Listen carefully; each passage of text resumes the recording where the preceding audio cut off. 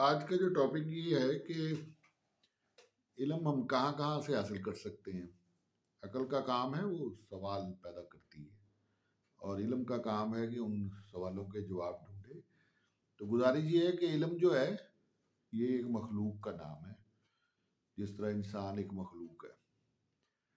انسان جاہل مطلق پیدا ہوتا ہے، پھر علم کی تلاش میں بھاگتا ہے۔ علم جو ہے یہ ایک پراسرار مخلوق ہے، اور یہ جلدی سے کسی کو ملتی نہیں ہے۔ تو زیادہ تر علم جو ہے وہ انسانوں نے لفظ ایجاد کر کے کتابوں میں محفوظ کیا ہے۔ تو لازمی بات ہے کہ کتابیں پڑھنے سے سوالوں کے جواب مل جاتے ہیں۔ اور اس کے علاوہ علم جو ہے وہ پہاڑوں میں ہے، وہ پہاڑی راستوں میں ہے۔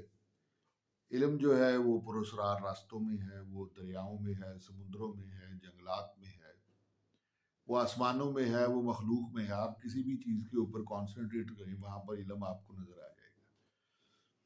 علم کے بہت سارے ذرائع ہیں اور علم کی بہت ساری قسمیں ہیں، اور ایک انسان اپنی ایک زندگی میں کسی ایک ڈسپلن کا علم پورے کا پورا حاصل نہیں کر سکتا۔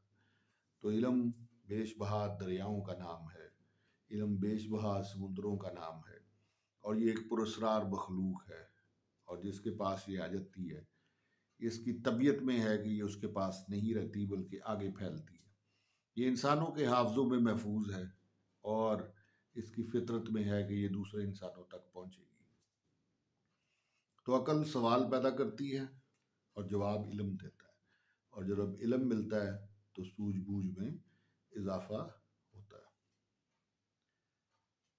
تو علم ایک پراسرار انڈیپینڈنٹ مخلوق کا نام ہے، جس کی فطرت میں پھیلنا ہے۔ اس لیے جو پڑھانے والے یا جو ریسرچرز ہیں یا جو بہت زیادہ لرنڈ لوگ ہیں، وہ اس کو ڈسیمینیٹ کرتے رہتے ہیں، اس کو آگے پھیلاتے رہتے ہیں۔ نہیں تو وہ لوگ اس علم کے پریشر سے اگر وہ آگے نہ پھیلائیں تو تقریباً پاگل ہو جائیں۔ تو اس کا آگے پھیلنا بہت ضروری ہوتا ہے۔ Thank you very much. This is Rehan sherwani.